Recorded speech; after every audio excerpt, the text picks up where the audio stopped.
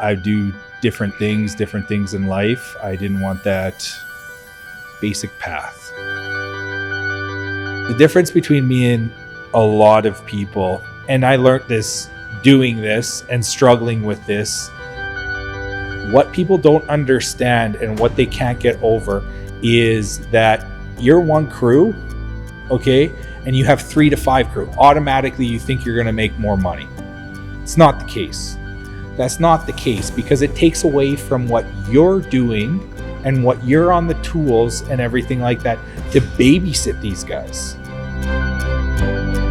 If you could give the entrepreneur out there that's as driven as you are, willing to put in the work like you do, what is advice that you can give? What, just speak to them right now. If you're a really good problem solver, you can basically almost do anything in life. Doesn't matter what you're doing.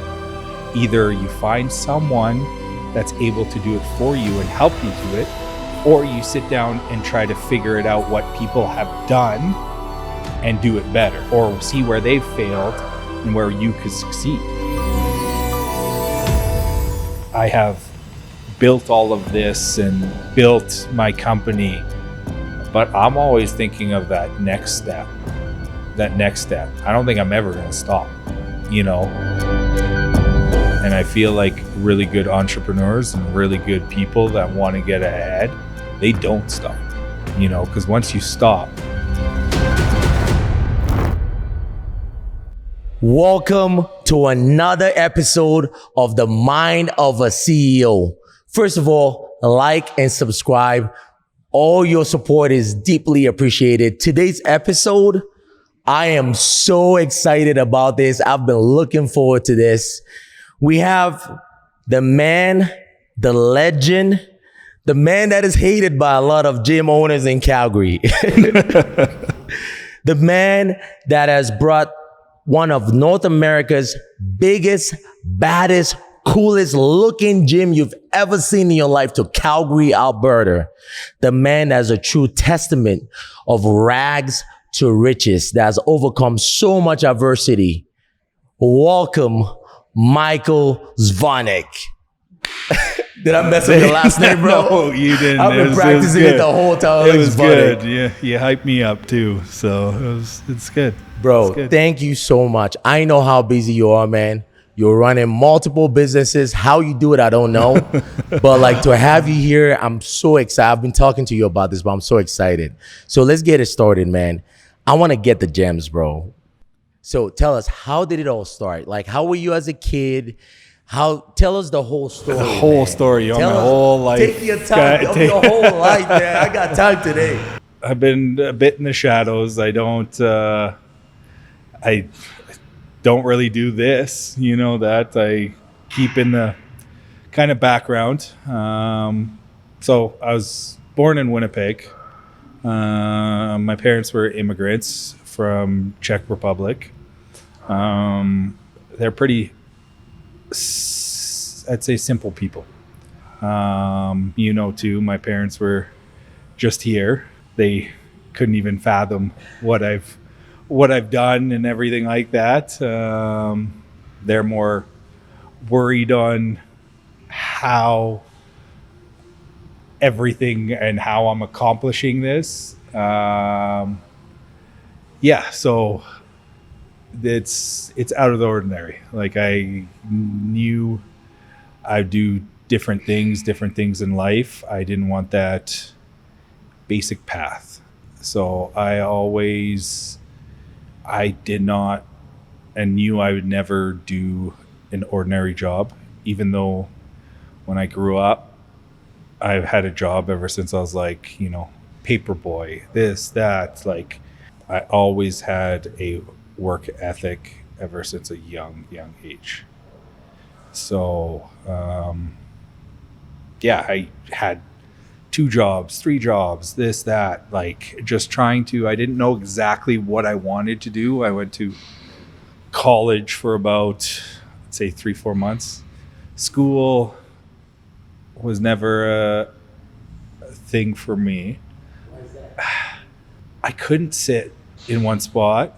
and two, you see me all the time. And usually when I sit in one spot, I fall asleep. Like if we stop talking here or anything like that, I will just fall asleep. And that's what I did in school. Like if I wasn't constantly doing something, I would lose interest. And even in college, my parents, like I said, wanted me to do a simple life, go to college, go get a normal job, get a retirement package, and that's it. You know what I mean? But I knew that wasn't for me. So how do you know that wasn't for you?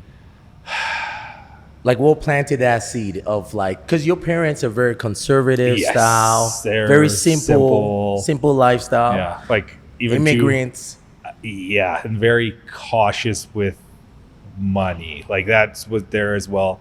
Biggest thing when they saw this place, like, oh, how much is it costing you? What this must be costing? Like, how are you affording it? Blah blah blah blah. All this kind of stuff.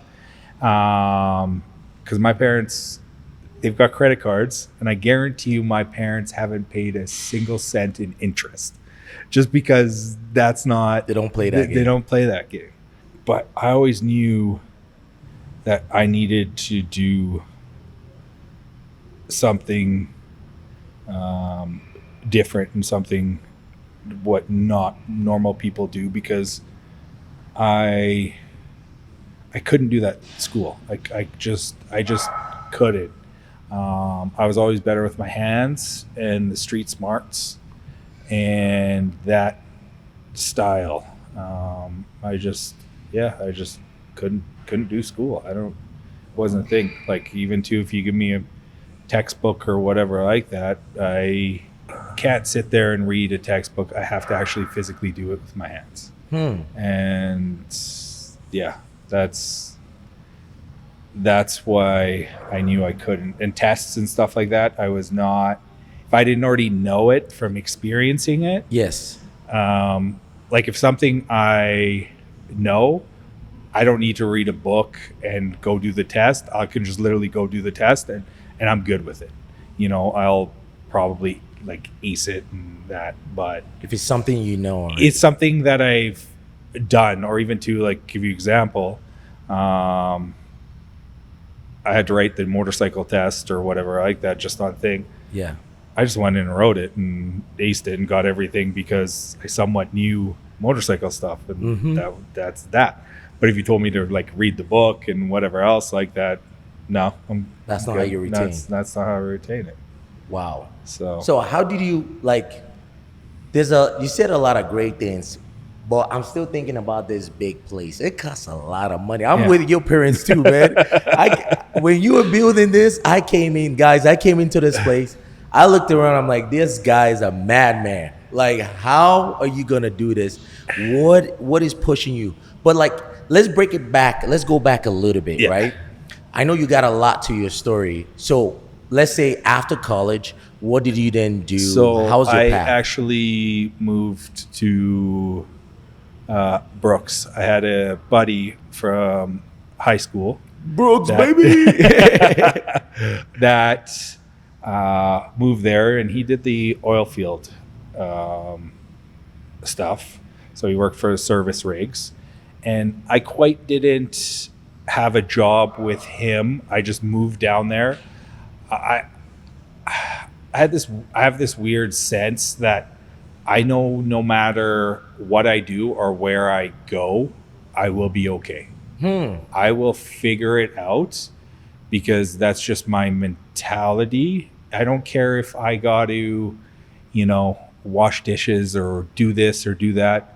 I'm going to do it to get myself in the next step of life, So you could put me in the middle of, I don't know, the jungle or wherever else, or you put me in a foreign country, I will figure out a way to make it work. And even too, with all my jobs now and everything, huge thing what people don't have nowadays, which I've been very, very fortunate to have, is problem solve. If you can if you're a really good problem solver, you can basically almost do anything in life. Doesn't matter what you're doing. Either you find someone that's able to do it for you and help you do it, or you sit down and try to figure it out what people have done and do it better, or see where they've failed and where you could succeed. So that's where I kind of sometimes jump into things, just like moving to Brooks. Yeah. Sorry, getting back to You that got, we topic. got, you did. I think Donald Trump calls it the quiff or the Yes. whiff, not the quiff. Yeah. The whiff.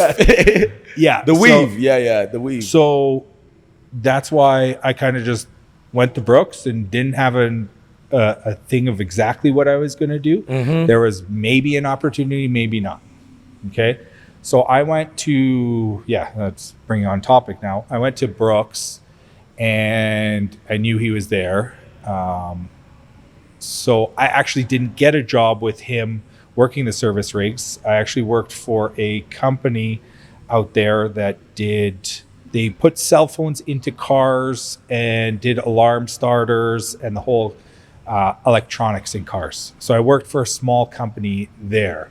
And then as well, I worked at a nightclub. It was called Ezzy's. Yeah. So That's what we share in common. We're both bounced there. yeah. So that was because I got into I took Taekwondo and all the martial arts when I was like a younger kid, and I got into martial arts and everything like that. So that's why I went into doing the whole bouncing thing and did that. So I worked both those jobs. And then months and months down the road, I did end up working the service rigs and did all that. And before we go in there, you got any crazy stories from when you were bouncing at Ezzy's that you can tell us, like a wild story? We've had to shut down the nightclub a lot, actually quite a few times, because I don't want to get the ethnicity wrong, but You're about to get us canceled right now. Yeah. That's what you're trying to do. No, I'm not trying to do that, but they only had a certain type because there's the meat packing plant there. Okay. And there was only a certain type of people that they could get to work the meat packing plant. So if they got a little bit too inappropriate with women, you had to tell them to back off. And as well, once you told one of them to back off, you had to deal with 50 of them in the club. So there was a lot of, once you got one of them to leave, you couldn't get them to leave, and then you had to forcefully leave, and then there would be 50 of them, you trying to get them out and everything, and it was You're a professional cock blocker. That's what you're a professional. I don't know about that. You were blocking everyone. If the women and whatever want to go do it, let them go do it. But when they don't want to, when no is no, of course, no is no. Yeah, no, it's the Okay, back. So you got in the service rig, right? Yes. So you eventually got in the service rig. How did that go? That was okay. Did that for about 6 months, and that was not kind of for me. I saw the guys there. I saw their life. They were either a lot of them alcoholics or drug addicts, or I just didn't see myself doing that. They were there for a long time. Yeah, the money's good, everything like that, but it's rough. It's rough. And so, yeah, I didn't see myself doing that. So I actually, and two, I don't know if I should get into this too much, but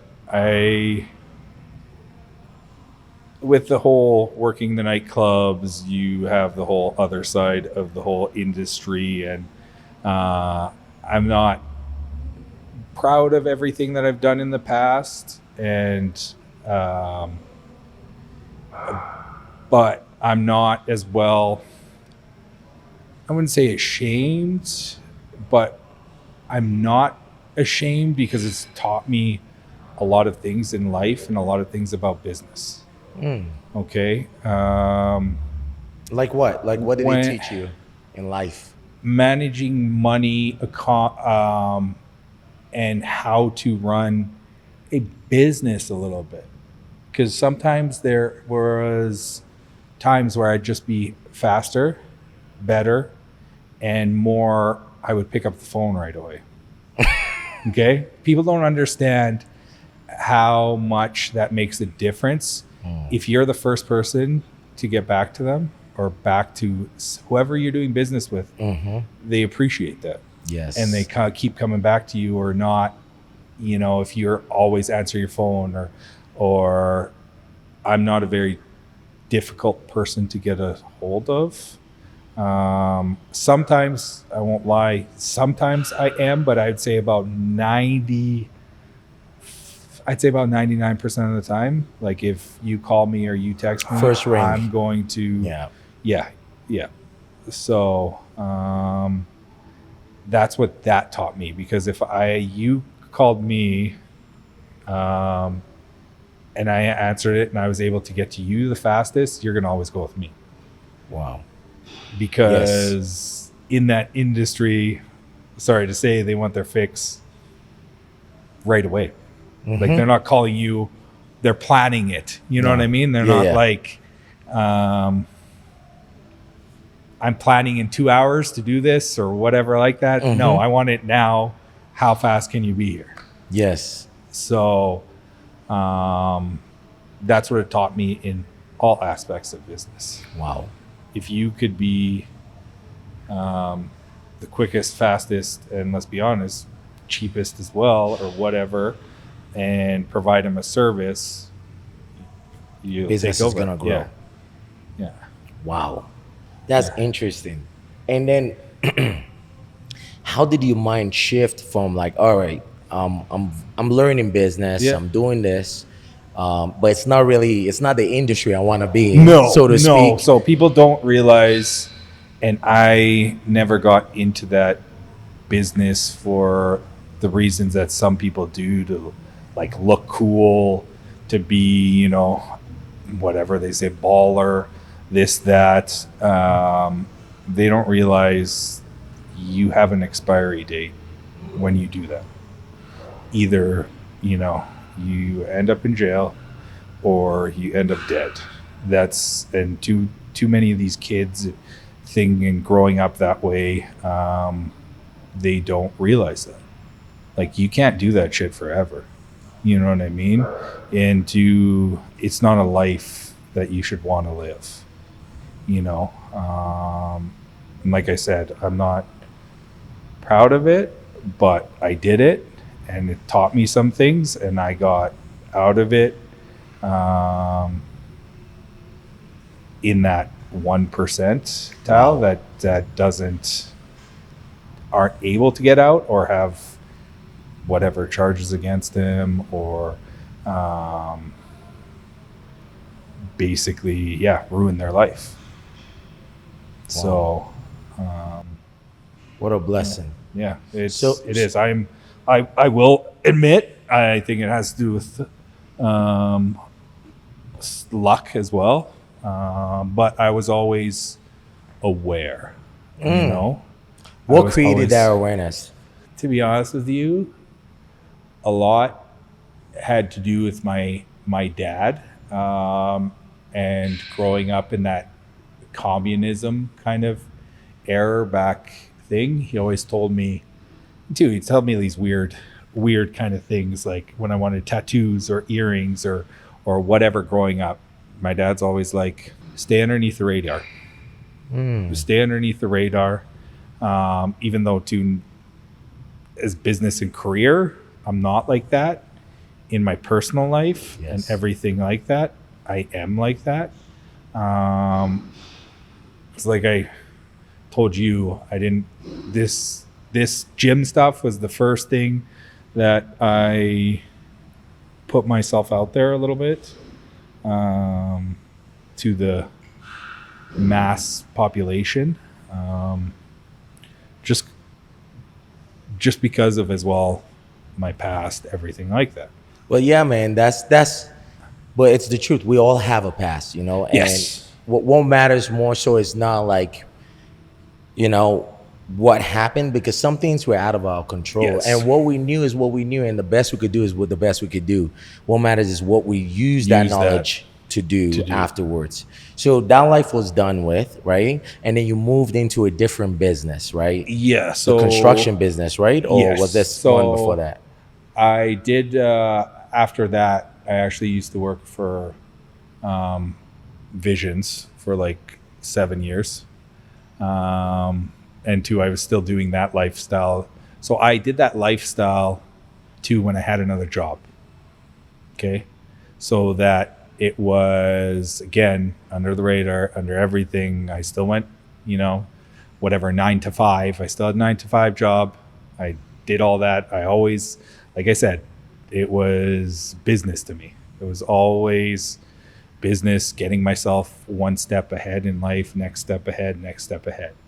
And then I didn't take till my construction industry till a little bit later on. I think I started it when I was like 26, 27. And I just started off basically from the start, not knowing. I was always good with my hands, but I didn't know exactly everything to do it. Again, I knew I'd be okay. Just that sense that I'll figure it out, I'll get it done, I'll problem solve. So we started off with small jobs like renovations, house flips for people, working for a whole bunch of restoration companies, doing all that, basically starting from the bottom and working my way up. I got a question that's like burning in my mind right now. Like, you're saying all this thing. What gave you that burning like desire to want to achieve success? Like I'm still trying to figure it out, because so it's was it money that you wanted? Was it money, or was it just freedom, or what's the burning desire? I don't. Did you guys have enough growing up? Were you struggling? Like, what was like? So we weren't. My parents were. It wasn't like I was super poor or anything like that. But I never. My dad always made me work for everything that I had. If I'd be like, "Hey, Dad, can I have $20?" He'd probably laugh in my face and tell me, "Go get a job." You know what I mean? So it's obviously, growing up, it was hard, but it pushed me to do everything on my own and be okay on my own and not count on anyone else. That's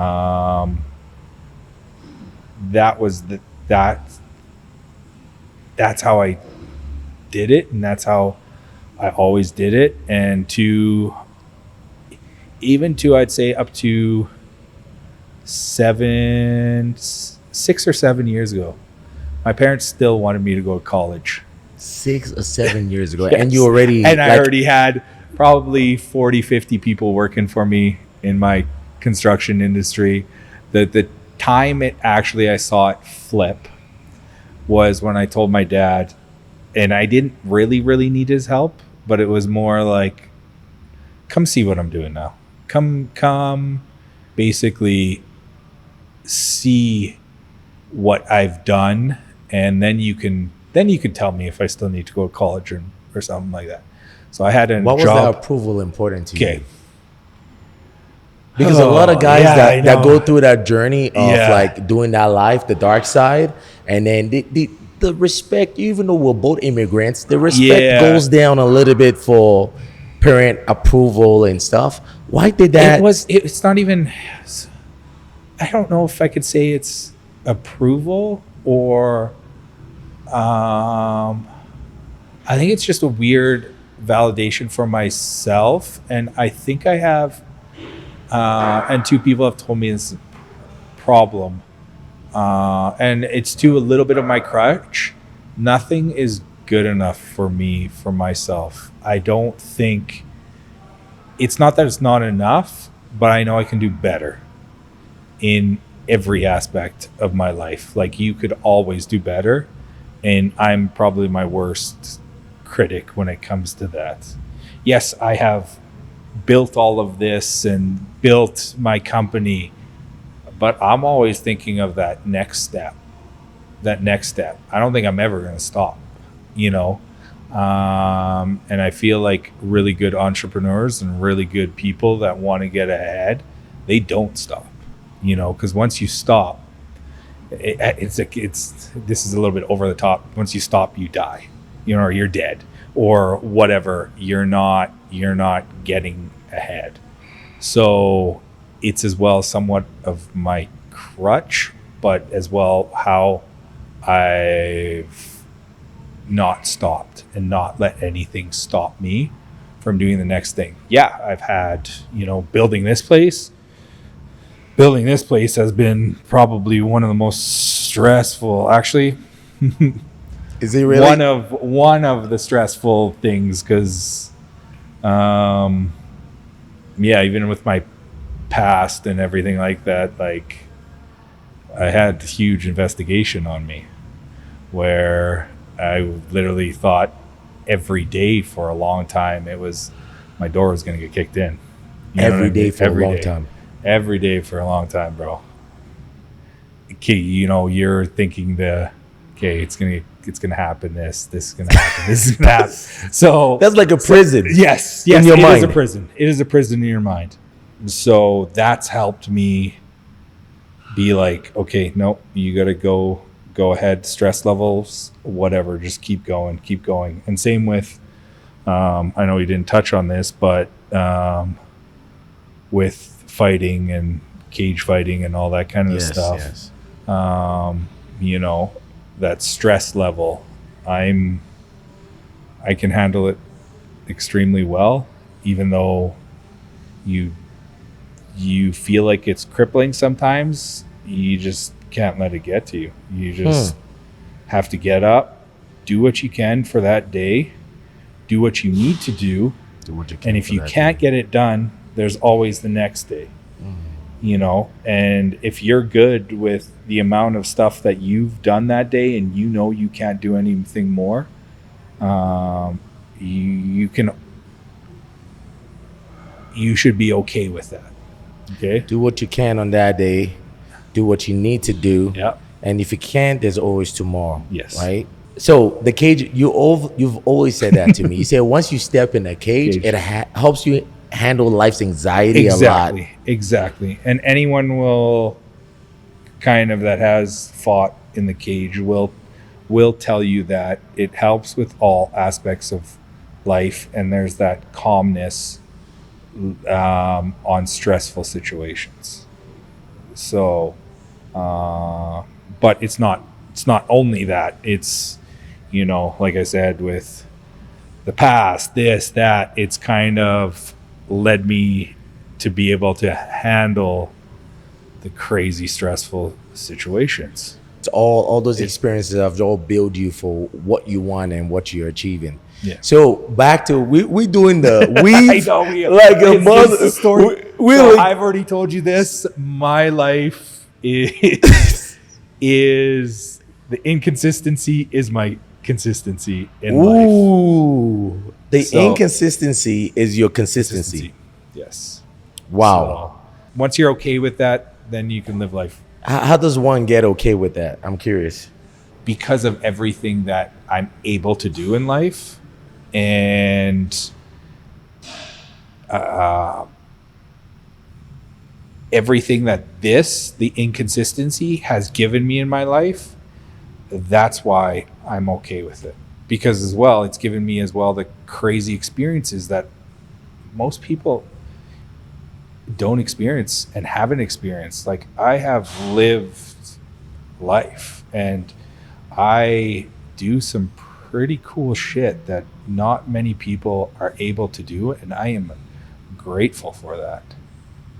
You know, and I've been able to put myself in situations where most people wouldn't be able to, you know. So that's why I'm okay with it, because it's like, okay, you know, with just the stuff recently, being able to just, you know, fly to Italy and get a Panada deal set for being a distributor for them, you know, getting shot down, but then a year later being like, nope, I'm going to get this. It is going to happen, and I'm going to make it happen. And then to hanging out with Phil Heath at a casino and being in the back room of, you know, Circa Casino, and just small experiences like that's why it just happens.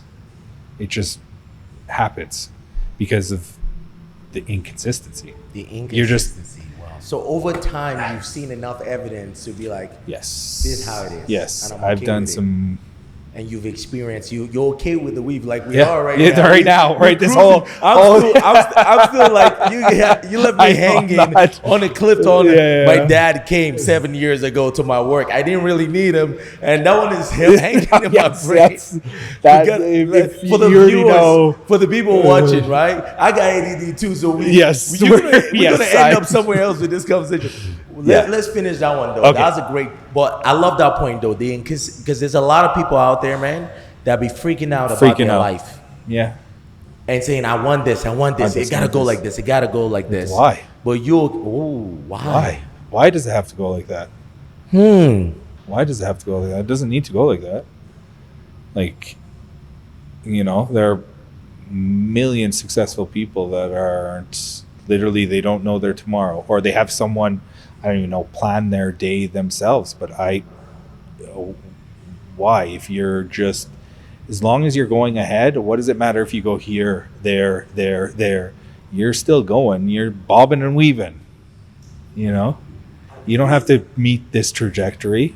I got a lot of questions about this one, but I want to ask one simple. I know we'll cap it. Okay, go back to my dad. We'll go back to your dad. Okay. So he came down, and we had a project in Squamish. So he came down, and to give you a thing, so what I do is I install cabinets, countertops, finishing material into larger condos. Okay. After the whole basically renovations, everything, then I jumped into multifamily. And so that's what we do. He came out and helped me and saw me not in control, but managing and organizing and everything. Like, and this is your company. Yes. So it's not complicated, but I have my company, and then I've got a partnership with two other guys in another company, and we decided to go off and do our own kind of thing. So that we started, I think 7 or 8 years ago. I've been doing it so long that I forget when it actually, and I've done so many different condos that I don't know when we exactly started. But yes, so we install cabinets, countertops, finishing material in condos. And we had a project in Squamish, and then my dad came, helped out with labor stuff, this, that, and he kind of saw it, and he was just like, didn't really know what to say, didn't know how I could manage all of it or do anything, because they were a little bit simple. They didn't know. My mom worked for literally the same company for I think 20 or 30 years until they retired. My dad switched jobs, but he still did the same thing. But again, he was one of those people that stayed in the same job till you get a retirement pension package and then leave. They just saw one aspect on how to get ahead in life, is just work that same job, get the minimum, or not the minimum, but just slow raise, just put money aside and Just all living this. to live. Yes. And he was just, when he came, he saw everything that I was doing and just kind of my success and how hard I was working, and saw it. And he was like, okay, I see it now. I get it. Yeah. And I think that's where it kind of He didn't mention flipped. school anymore. No. He did not mention school anymore. Yeah, so it's not even a thing. It's not even a thing now. Because my sister actually went to school for like 7 years, and I wouldn't say, I look at it like this, is 7 years, wasted a lot of money, and now is doing nothing with that Degree. the degree and the stuff that she spent the money on to learn that thing. I get it. You're learning it or whatever like that. But I think of it as you're losing that money, that time to make money and to bring yourself ahead and do that. So if I think of, basically 6-7 years in school, I think of, okay, I could have been making this much money. I get it if you go into something that needs it, like a doctor, a lawyer, all that kind of stuff, if you know what you're doing. But I don't get nowadays with those kids that just go to school to go to school. I was one of those kids. Yeah. But I didn't make it out. I went to school just for football. Okay. Yeah. Yeah, but that was for something that maybe you thought you could do a career and actually make a lot of money. And, I personally don't get, again, it's just not me, and they go to like social economics or those, if you go to school, I never went to school for business. You know what I mean? Like, it's funny because you don't know business until you run your own business, and you have these teachers and these professors that run business, and when they have never run a business, they literally read it out of a freaking textbook or whatever like that. It's like, that's not life. So, yeah. They don't know what it feels like when you got a bunch of invoice outstanding. And you have payroll to do, and you got to figure out. That's what I said with problem solving. Yes. So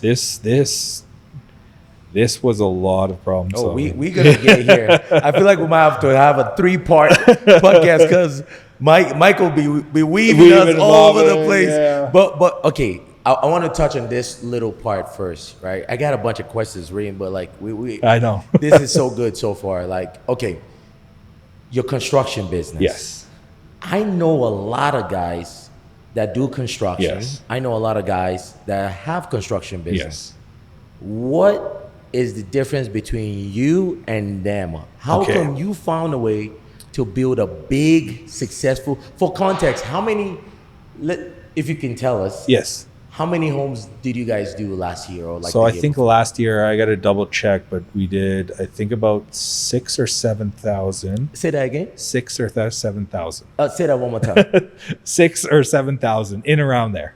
6 or 70,000? Six, not 60, 6 or 6 or 7,000. Yes. Homes. Condos. You mean, are you counting all the units as one? No. Each, like, let's go with 300 unit condo. Those are 300 units. 300 unit condos. Yes. 6 or 7,000? Yeah, so 7,000. You gotta stop units. saying all this stuff so casual, man. The rest of us, new entrepreneurs. So, okay. What's the difference between you and them? Okay, so the difference between me and a lot of people is, and I learned this doing this and struggling with this, which people don't understand, and a lot of them don't get to a certain point. So usually in construction, you either have your crew and you have your one crew, okay? Then to somewhat, you decide to want to scale it, okay? So you try to scale it. So you want to take, let's go 3 to 5 crews, okay? What people don't understand and what they can't get over is that you're one crew, okay? And you have 3 to 5 crew. Automatically, you think you're going to make more money. It's not the case, okay? That's not the case, because it takes away from what you're doing and what you're on the tools and everything like that to babysit these guys, okay? So those 3 to 5 guys, you might have 1 or 2 of them that are good, and then 2 to 3 of them you need to freaking babysit, or you need to redo their work or something like that, or get them to a level that you want. So basically it takes you, let's go, I'll just give a base number. You're making 100K. Let's go, you can max out in the trades. You on your own can only max out at a certain amount, okay? Then to, like I said, you get 3 to 5 crews, you basically are still making that 100K because you're not on the tools making it yourself and making that money, okay? And sometimes it takes you, a lot of people, that's where they get stuck. They get stuck in this, okay? They don't understand, okay, yes, I'm making less money, okay? But I need to keep growing it to get even more money. So if you get to 10 to 15 to 20 crews, you got to take yourself completely out of being on the tools and managing these guys. And that's where some people, yes, they're great in construction, but they're not great at managing those people and taking it to the next level, They're not good at what I say with problem solving. Okay, if you have a crew that isn't the best or anything like that, you put them on a lower end scale job. You know, you have really good guys, you put them at a higher end scale. You gotta. So you got to be good with people. You got to know Exactly. how to read people Yes, you got to know how to read people or how to talk to people, but you got to know what you're doing as well. So I always have this thing, and I always tell all my guys everything when I ask them to do it. And you've seen, I will not get one of my guys to do something that I would not do. Okay. And you are not, even to as a boss, even to as someone as a leader, you are never too good for a job. Okay. So if you can get your people and your crew to respect you in a way that they know, if I have to come and I have to do it, I will. You know, I'm not going to not do it or whatever like that. And you have to, until about, I would say 2 years ago, I was in every single one of those condos units that I have done. Now I have, and we've built an amazing team. I couldn't accomplish all this, everything, without as well my construction guys, and being able to hand over the reins if it wasn't for them. But they've as well been with me for 5 years, 6 years, 8 years, you know, and built it kind of together. Obviously I have new guys and everything, but yeah, so I got some, because there's a lot of early entrepreneurs, right? Yes. That are just starting to taste success, like myself, right? Okay. So you said, okay. So just like give you example, like I said with the, sorry, got off topic again. Mm-hmm. I know. I was like, yeah, come on. Okay. So basically, you got to get over that hurdle. And trust me, there was plenty times where I was like, frick, I'm paying all these crews and I'm seeing nothing. I'm actually making less than what I would if I was doing this on my own. And there's a lot of points where that cripples some people. And they're like, No, okay, they have a trajectory and then they have a flop, especially in construction.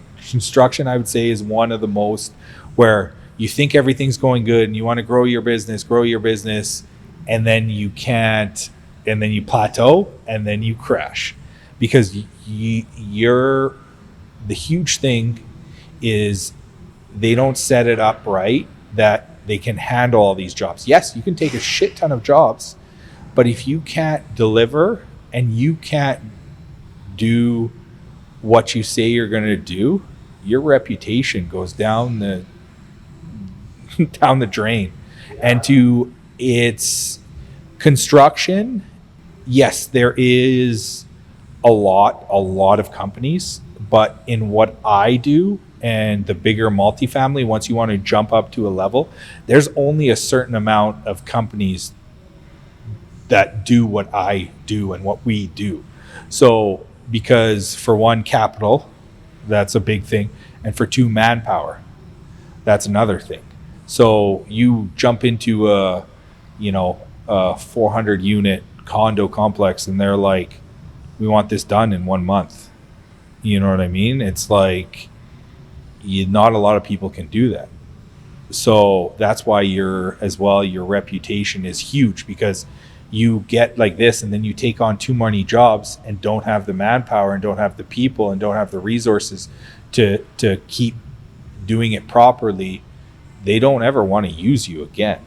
So the biggest thing, especially with construction, I would say, because they don't care about your marketing, they don't care about your advertise, like they don't care. In construction I would say is old money, okay?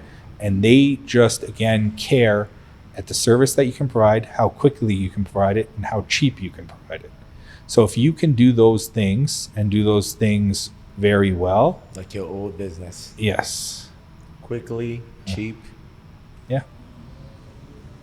So for someone that's trying to scale their business, right? Yes.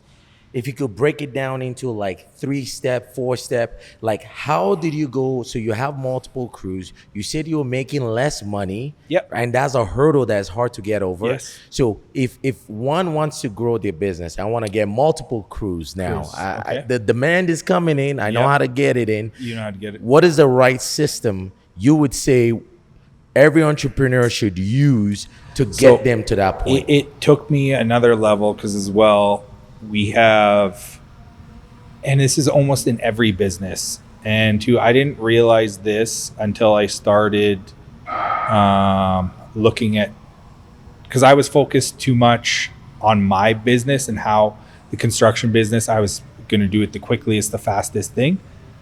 I basically created a system, just like any industry or whatever like that, on a process on how we do it the quickest, and not many people do it like we do.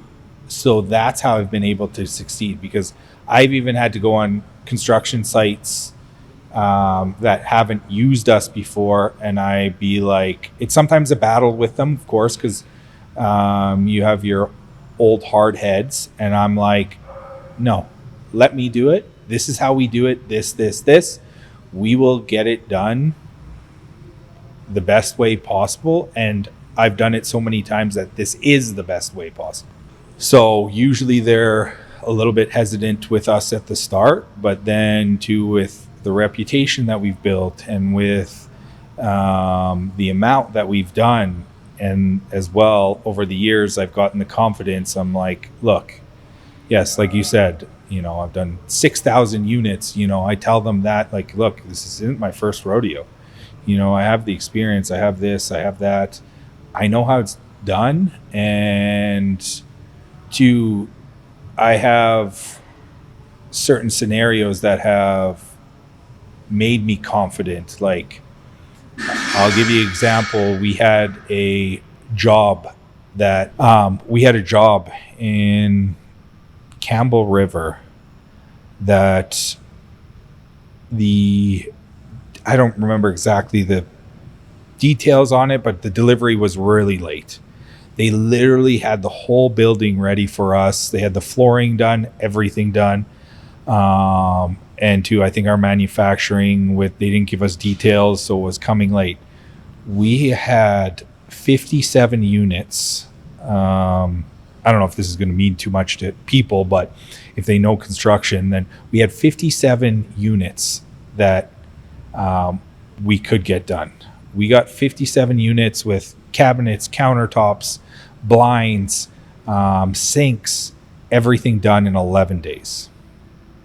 57 units done in Yes. 11 So you got to days. think of your home kitchen. Like, let's give you your example. Your home kitchen, the vanities, the bathrooms, everything done in 11 days. For 57. 57 units. Wow. Yes. So that's as well situations that you have to problem solve and you got to do will make you confident in everything else you do too. That's the thing. Every time you're speaking, I have like 10 questions just to like extract it, because we trying to learn game, and that's what this show is about, right? I want a real talk, real game, because there's that young Michael out there that just started his construction business or is thinking about starting a gym. There's myself, there are people, and there's so much to being a CEO, being an owner of a business. I want to ask one more question on scaling, because I'm very interested in this part, right? Yes. Yeah. What is the right way of doing it? Ooh. Just break it down. Break it down before you take off in the weave. We're gonna end up in fucking. Oh, China. I know. I don't know if there is a right way. Okay, what is one thing you shouldn't do when you're trying to scale your business? Bullshit. Don't bullshit. Don't bullshit. In what regards? Don't promise something you can't deliver. You know what I mean? Or too many people nowadays to promise something and then they don't put in the work. Like, to give you an example, like, there's been so many times where I've been at job sites till 2 a.m.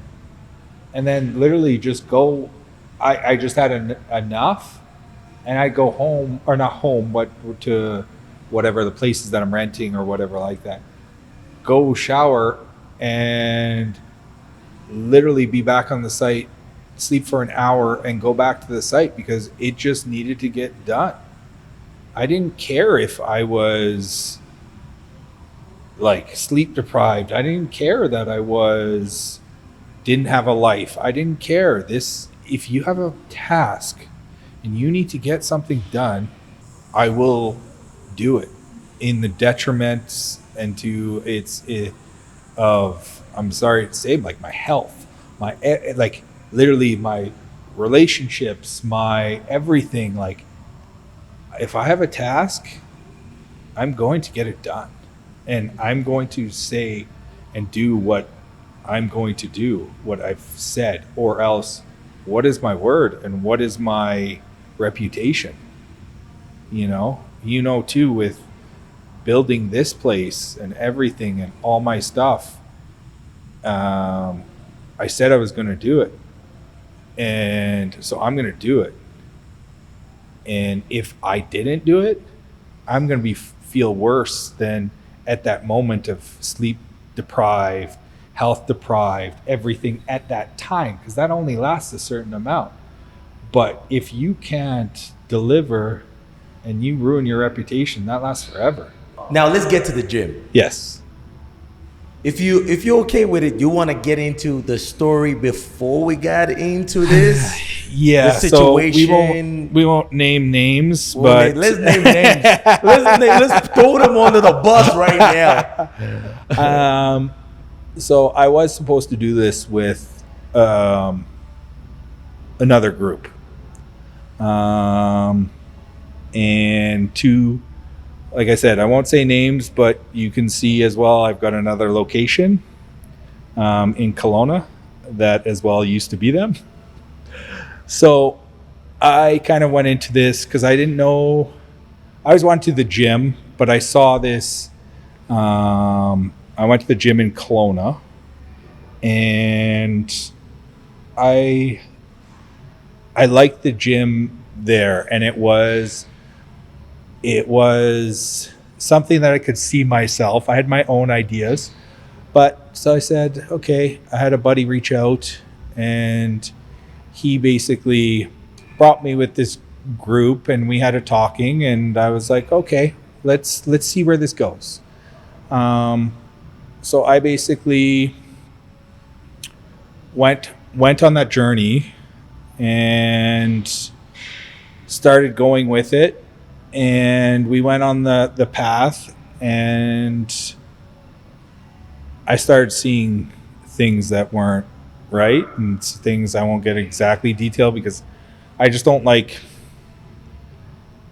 even though these people are, and I have never really said too much bad about people or whatever like that. I'm very, too likable. I have a good reputation. Not too many people hate me, or I don't hate like anyone except for these people. They are basically scum, and to have screwed so many people that it's not just me. So we had to go through the whole system, court system, everything like that.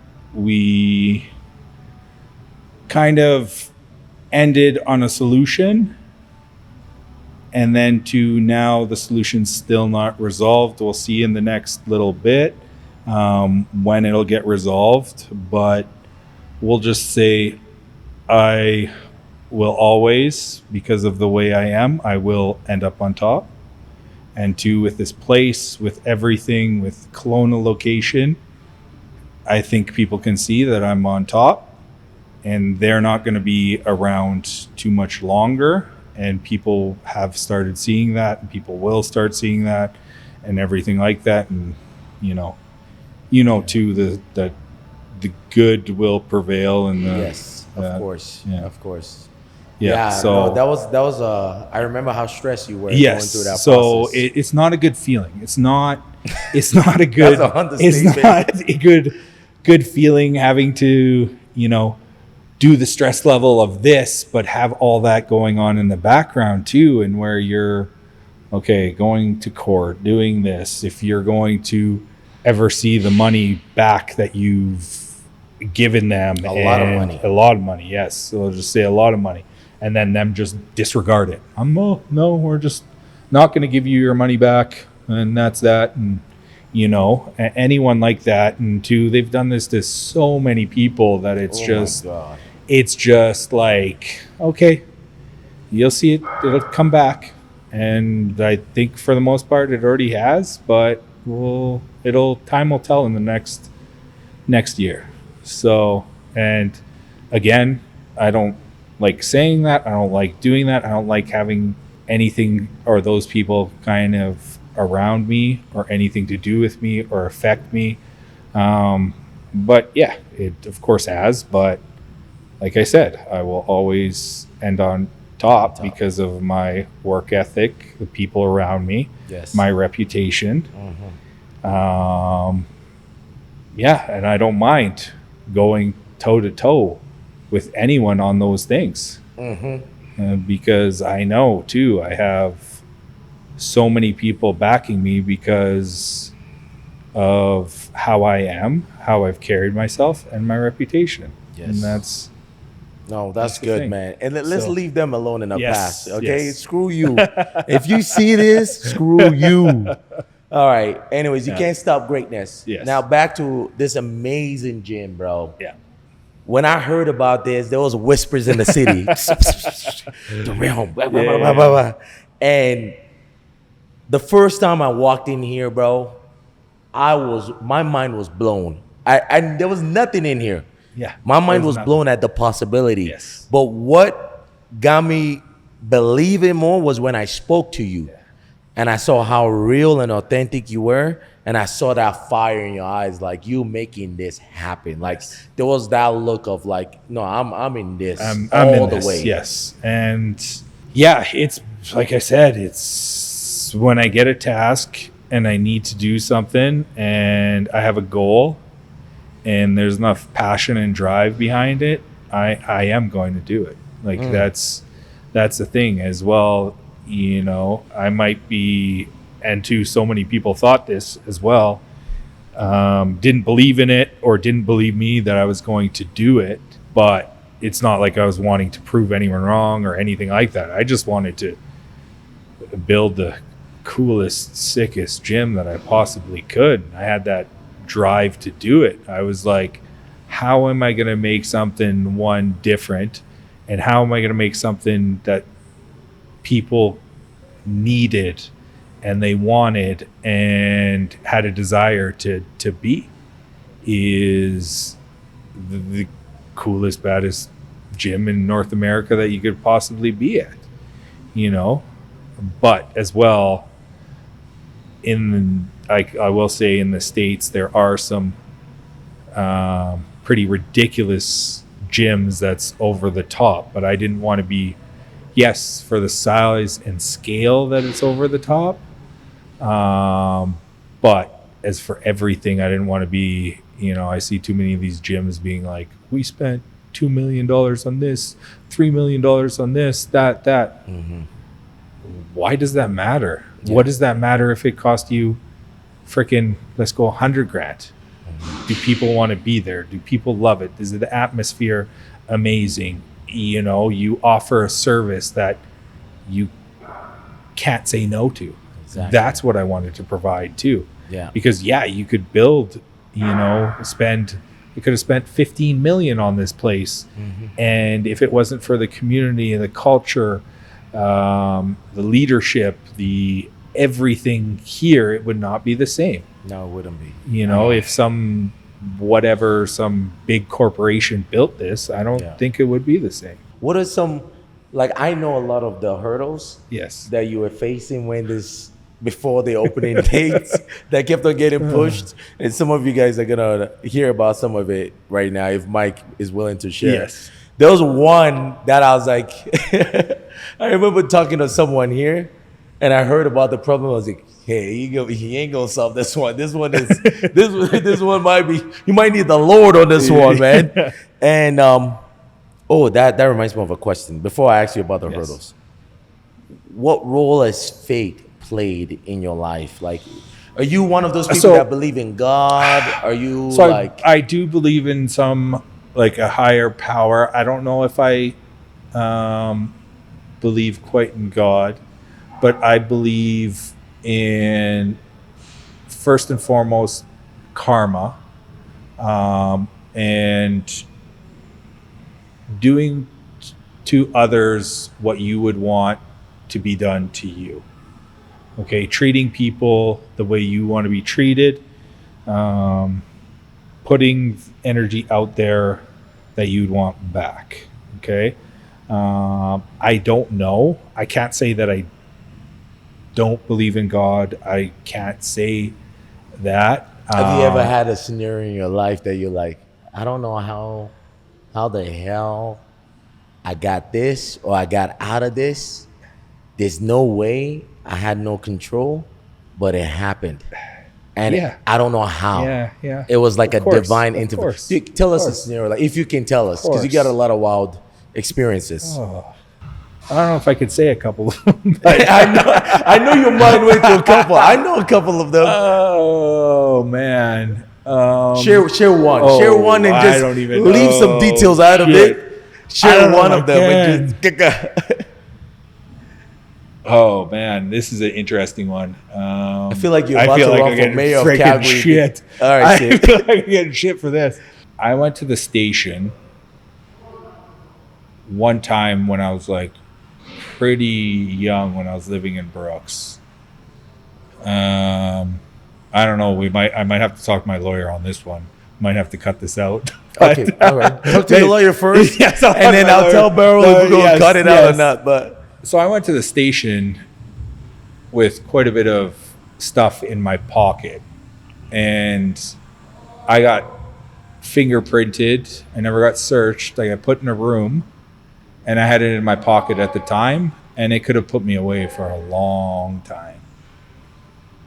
And that's one of the situations that, I told you I don't get stressed out on situations because of shit like that.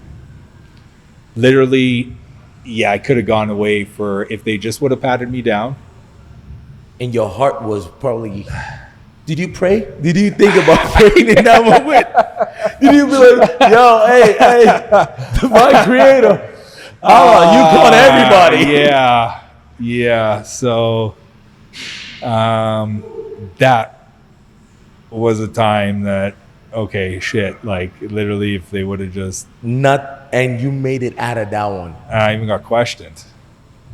And you what? I was in one of the rooms and I got questioned. It was something totally different, not related to that, but they put me in the back of the cop car, took me to the station. Yeah, took me in a room, questioned me about something that, it wasn't even that I did kind of had something to do with it, but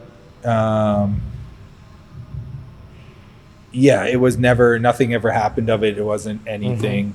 It had something to do with something totally different, but yeah, it was. And you came out of that. And I came out of that.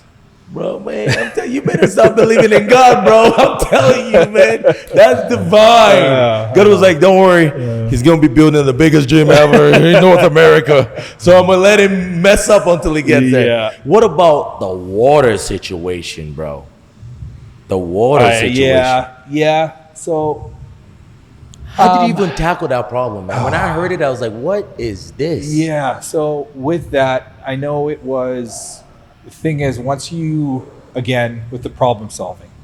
So, yeah, they didn't have enough upgrade for all the showers, all the sprinkler system, kind of. With this building, everything that you think I would have to do, and you already know this because you've been here basically from the start, is I've had to do everything and anything possible to this building.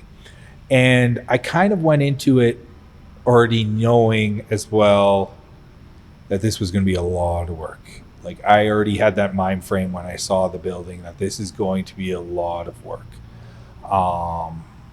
And yes, the water situation, everything was a huge battle. But I had a lot of people that I knew I would figure it out. I would be okay. I would do what I needed to do, how I needed to do it to get it done. Yes, it took longer than what I wanted, what I thought. I thought I was going to be in here, I think before the end of the year, I thought. Yeah. That was the plan. But whatever, like I said, whatever it took, I was going to push through it. Yeah, that was, an astronomical amount of money. But again, I would not be able to provide a service that everyone would want without that. Yes. So it needed to get done. You know what I mean? So we had to do it. We had to literally dig up that whole front, connect it with the city. We had this hurdle, that hurdle. But there's always a way to figure it out. Even if someone gives you an answer no, you basically... so what it is I had a struggle too with... they wanted us to go with which would have... probably I wouldn't have been open now, is tear up the front where all the houses are at the back. Okay? The city was like, you got to do it this way. We're not going to do it the other way. And then same with the engineer. The engineer's like, the city's not going to do it. They want to do there. And I was like, okay. I'm not okay with that. I am not okay with that. This is a way simpler thing. This makes way more sense to put it in the front of the building. There's the tap. There's that. So what if I had the old line over there? Why can't I do this? And so I won't lie, I went around my engineer and I was like, looked at the email thread. Okay, who from the city is this person telling me no? Okay. Pick up the phone. Hey, I know you're talking to my engineer, but I just want to, you to explain to me, why can't we do it this way? How does that not make sense? This is how it looks. This is what I need. And this is the simplest way. One, persuade them that if we got to go through public and the different access, it affects all the people, the road, everything like that. Whereas this way affects me and everything alone and no one else. Why can't we do it that way? Oh, well, we don't usually tie into this line, blah, blah, blah. Well, why? Why can't we do it? Is it more work? Is it going to affect anyone else in the area? Is it going to do this? No. Okay. If you could, please look into this. Please see what you can do for me, because it would save my business and it would help me out a lot if you could do it that way. And two, if I got to meet someone from the city here and go over this, I'm here anytime. I'm willing to do it. And I already have as well a crew ready to start. And all of us would prefer to do it this way. So it's gentle persuading, especially with, certain kind of people or certain kind of government stuff or whatever like that. You got to make it make sense. Yes. So that's a big thing. You make it make sense, and then make the people understand and get on your side. Then they will switch. So, and that's what happened with that. Wow. So is there like a problem solving system that you use anytime you come across? Because there've been so many. It depends on the situation. It depends on the situation. You don't have a format. You wouldn't know, because there are plenty of times as well. I know people are like, well, cool, calm, and collective, but you can't always say that. There's some times where you got to use, not even to like my stature being a bigger guy or anything like that, but sometimes you have to use that in life. Sometimes you got to do what, sometimes, yeah, you got to freak out. Sometimes you got to flip out. And if you don't, sometimes people don't respect you. So as well too, a lot of the people know, yeah, I'm a super calm, relaxed guy until I'm not. that's just the thing. Why do all of you guys have this in common, man? Like my first guest, Steve Fader. Yeah. And two, I go. You guys all have that. Even my guy Alex. You guys all have that. Like, I can be sweet, but I can be the other way too. Yes. It's that lion, Yes. that leader. No, Yes. I love that, man. I love that. So you broke down a lot of stuff. We're at the realm right now. Okay. Tell us what you're looking forward to this year. What are you looking forward to with your business? Yeah. So what I'm looking for is, like I told you, I just wanted to build the baddest, coolest gym I possibly could. And I didn't, to be honest with you, I didn't expect this, the the massive amount of hype around it, the massive, influx of people here, the feedback, it getting known, not to just in Calgary, but I'd say all over the world. This year, I want this gym to be known worldwide. One, I want to finish it because we still have lots of add-ons that we want to do for our customers, our clients. But I'll be honest, I don't want to do that till I can little bit maybe financially breathe, because it's been a lot. It's the budget, everything like that, as I would say, from what I wanted to do from the very, very start, probably doubled. Doubled. Yes. That sounds like my wedding. It doubled. You had a plan. Yes, you had a plan. It doubled up right quick. But add a whole bunch of zeros to that wedding. Yeah. Oh, yeah. Way more zeros. Yes. So and one of the biggest struggles and everything like that was, I will probably never do this again, is I didn't have any of the financing set at all before I started this. Like financing in what term? Like So I was as well making good money, and I had a little bit of a nest egg, but I didn't have the nest egg what I needed to finish this, because you got to think double is a lot. Double is a lot of zeros. Yeah. So I managed to figure it out, and there was a few people that helped me, but I can say this is, mine. So that's my biggest thing. I didn't want to bring in people that, investors or this or that, or, I only own, some of these people that do all this stuff, own like 10% of it. And it's just like, it's like, why are you even doing it? I know of a couple, actually quite a few people that, they own like 20% of their gym, 25, 30, 40. Then why are you even doing it? You know what I mean? When you're all said and done, I'm sorry to say, you're an employee. Yeah. And there ain't nothing wrong in being an employee. He's just crazy. Yeah. Well, yeah, it's true though, right? Yeah. If you have a dream, why not do it the other way? Yeah. But yeah, no, that's incredible. So we're looking forward to this gym finishing. I want to be finished. I want to finish the spa, the tanning, finish the doctor's office. Yeah, I've been waiting for tanning, bro.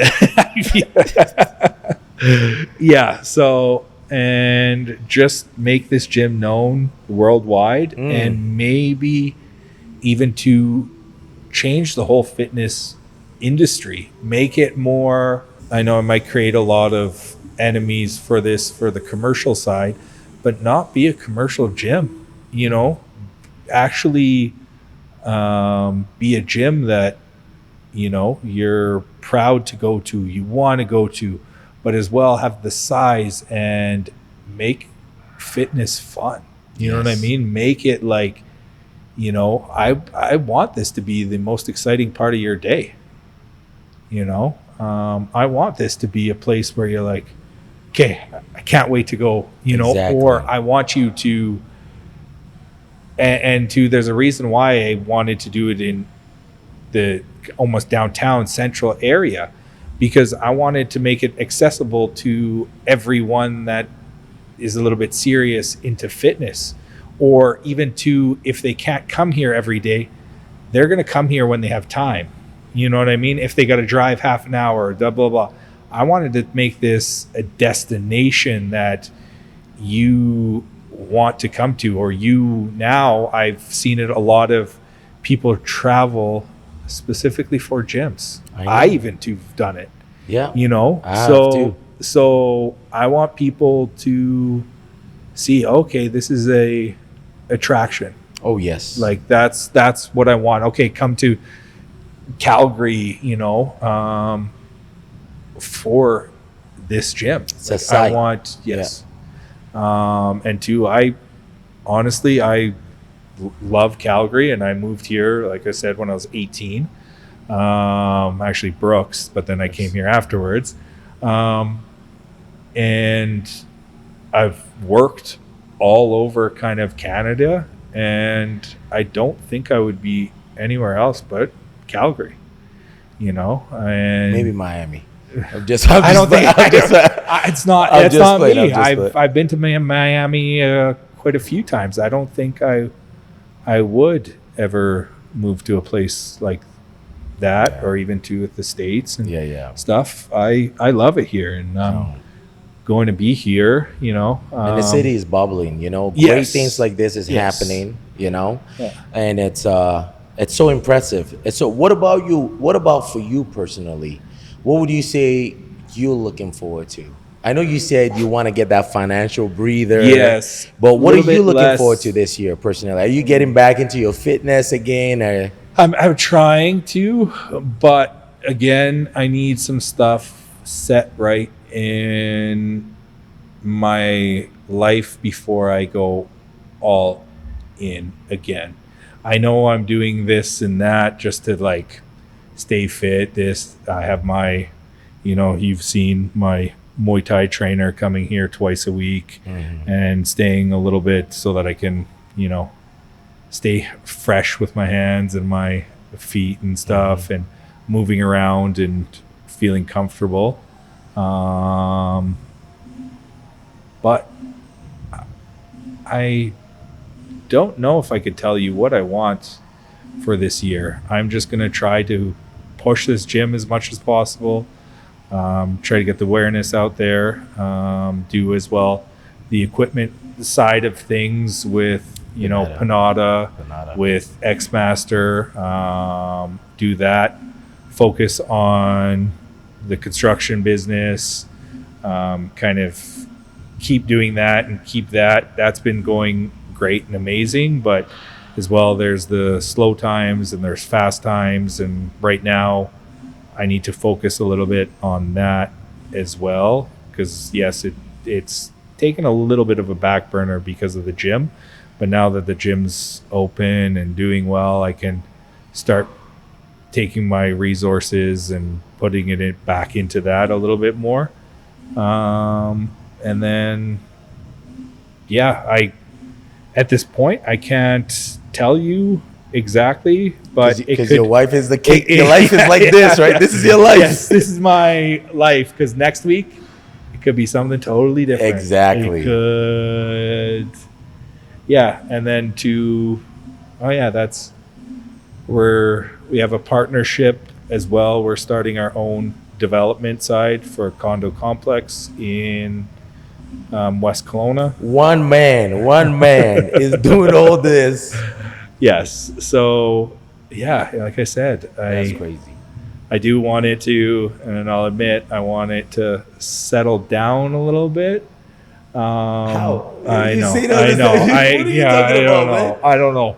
You just snuck that one in. That sounded like your wife speaking through you. Yes, I wanted to basically settle down a little bit. Yeah, just in case. Yeah, no, I don't know if that's me, because it's like if stuff just needs to get done or certain opportunities come, then I'm going to take it. If I know it doesn't affect everything else in a dramatic way, because even to now, with the construction side, I kind of turned down a really big, not opportunity, I would say a job, but I just thought to myself, it would kind of hurt my other businesses, so I probably shouldn't.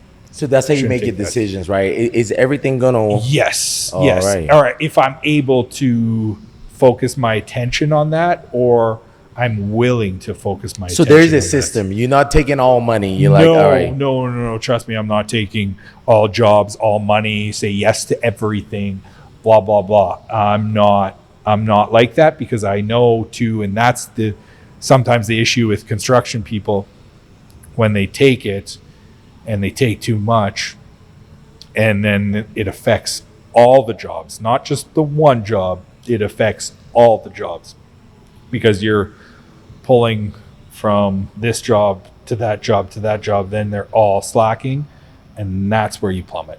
So that's what people don't understand. I got this question that's lingering. So as a married man, right? Yep. How do you balance, like, you got so much going on. I've met your wife. She's absolutely amazing. Yeah.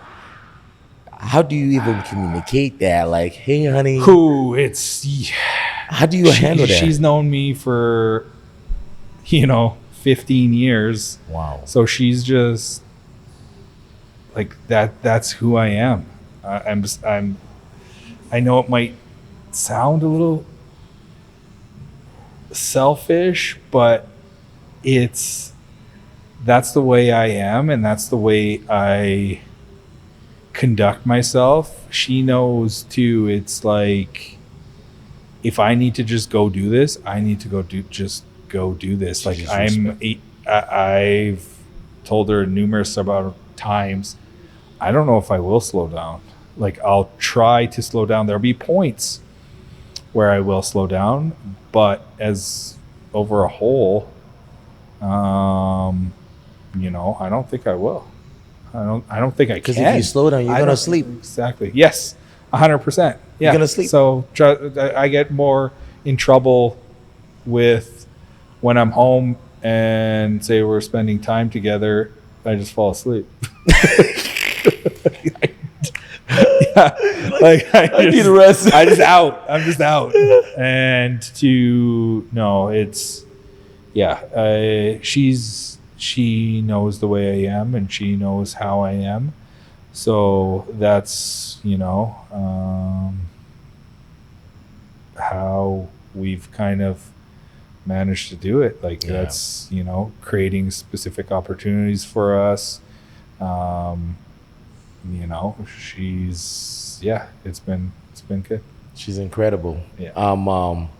Now, for the guys watching right now, okay, I want to kind of cap this. We might have to do a part 2 when everything is done. Yes. Okay. Yeah. I know you're a busy guy, so I don't want to take too much more of your time.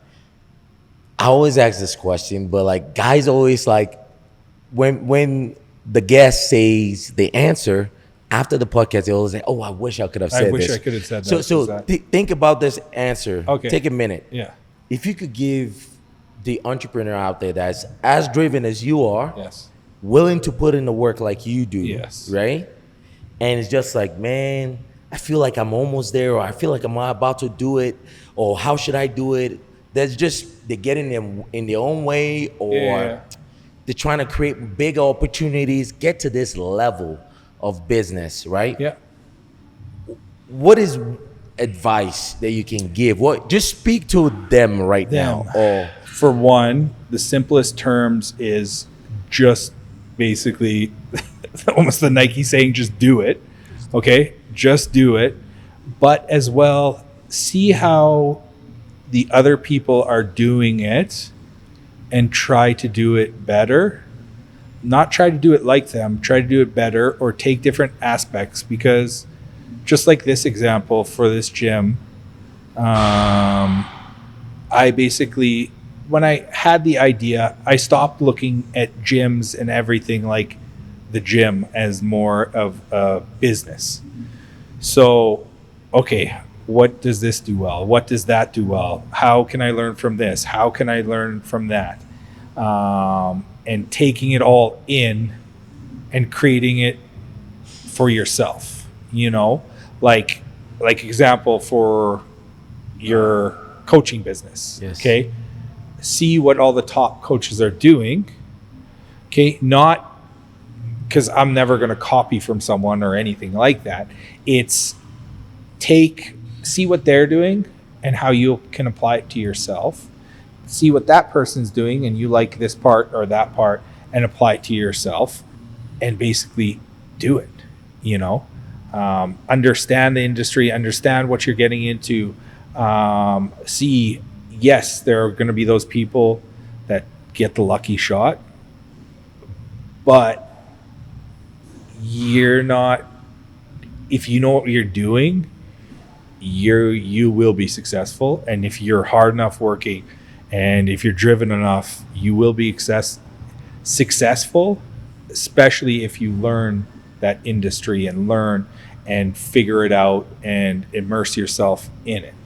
So like I said, with your online coaching, and your coaching, take from, okay, what does he do? How this succeed? How that succeed?